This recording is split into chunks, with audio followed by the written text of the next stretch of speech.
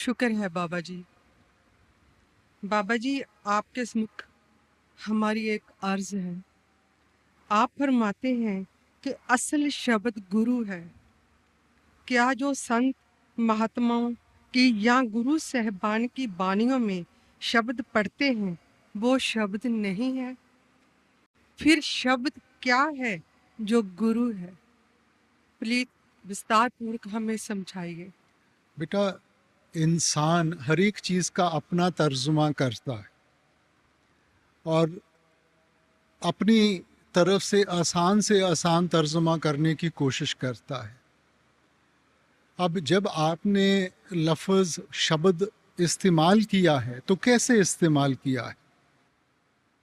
शब्दे उपजे शब्दे भिणसे, नामो उपजे नामे भिणसे। ठीक है। अब शब्द के जरिए सारी उत्पत्ति पैदा की गई है और शब्द के बगैर यहाँ किसी चीज़ की हस्ती कायम नहीं रह सकती। सो इसलिए शब्द तो वो ताकत है।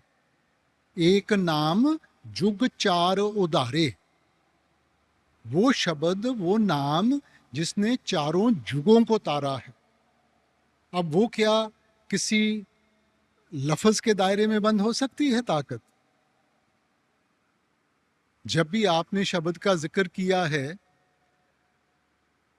कबीर साहब की बानी है, 52 अक्षर लोक तरह सब किछिन माहे, ए अक्षर खिन जाएंगे ओ अक्षर इनमें नाहे।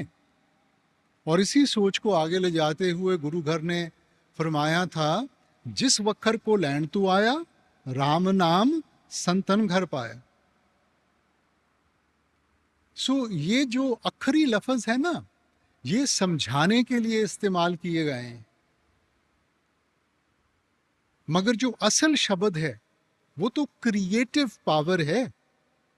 ये वो ताकत है जिसने सारी सृष्टि को पैदा किया गया है। अब देखो, आप लफ्ज ले लें प्यार का। अब जो आखिरी लफ्ज प्यार है और जो प्यार की ताकत है, वो दो अलग अलग चीजें हैं। लफ्जों का सहारा लिया गया उस ताकत को समझाने के लिए, मगर प्यार प्यार कहने से प्यार का एहसास नहीं होगा। अब जैसे घर में बच्चे का जन्म होता है, माँ बाप नामकरण करते हैं, तो जो भी उनको लफ्ज़ अच्छा लगता है वो बच्चे के साथ जोड़ दिया जाता है। अब जब भी उस लफ्ज़ को दोहराएंगे, उसका ताल्लुक बच्चे के साथ है, तो ध्यान बच्चे की तरफ जाता है ना। मगर दिन में माँ ने बच्चे को कई अलग अलग लफ्ज़ों से पुकारना है। अब अलग अलग लफ्ज़ इस्तेमाल करने के साथ उसका और बच्चे का रिश्ता तो नहीं बदल जाता। लफ्ज़ तो इस्तेमाल किया गया उसकी एक हस्ती जोड़ने के लिए। सो वैसे ही बानी में हमने उसको शब्द कह दिया, हिंदू वेदों शास्त्रों ने उसको नाद कह दिया, मुसलमान भाई साहिबान उसको कलमा कह देते हैं, ईसाई धर्म में उसको वर्ड लोगोस कह दिया गया। सो उसी ताकत को हमें समझाने के लिए, बयान करने के लिए लफ्ज़ों का सहारा लिया गया बेटा। मगर हमने तो अपने आप को ताकत के साथ जोड़ना है, किसी लफ्ज़ के साथ नहीं। अब जो हमारी ग्रंथ पोथियां हैं, ठीक है, अब ये जो जुबानें हैं कब उचारी गई, हम उनकी हिस्ट्री ट्रेस कर सकते हैं, मियाद नियुक्त कर सकते हैं। तो क्या उससे पहले शब्द नहीं था? शब्द तो वो ताकत है जिसने सृष्टि को बनाया था।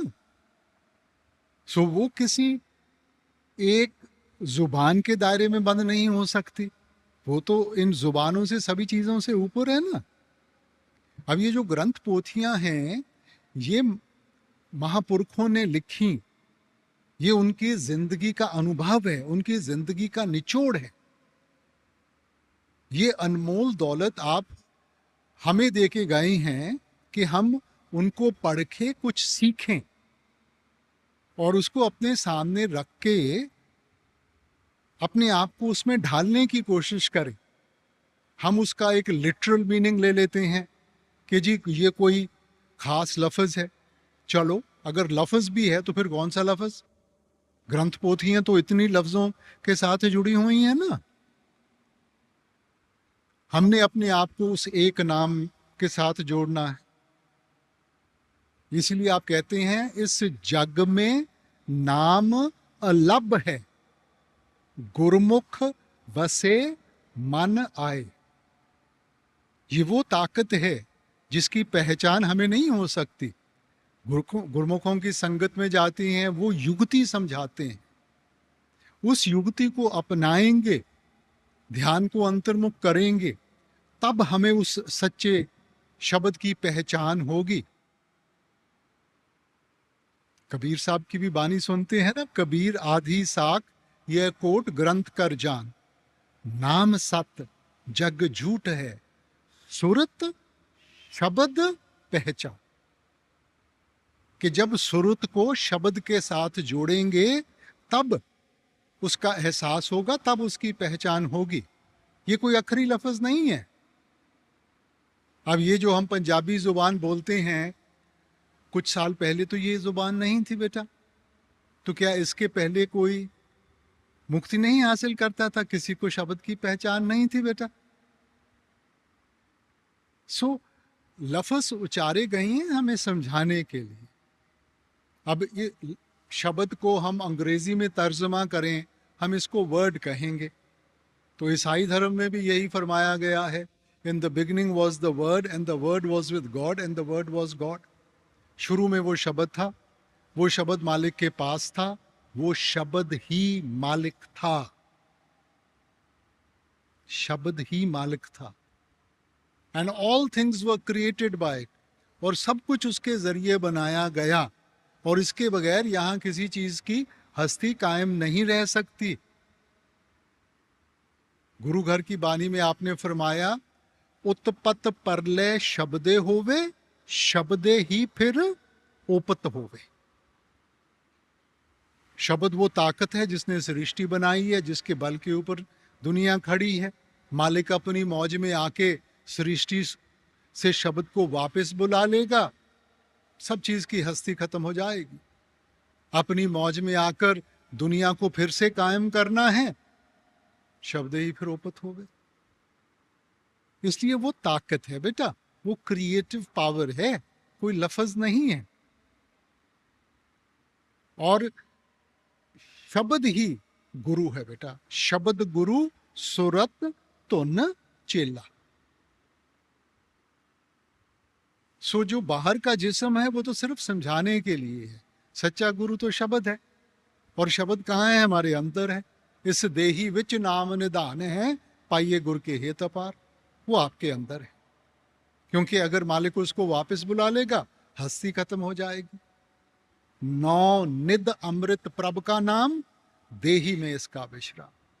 वो अनमोल दौलत वो आपके अंदर है, और मिलेगी, अंदर से मिलेगी।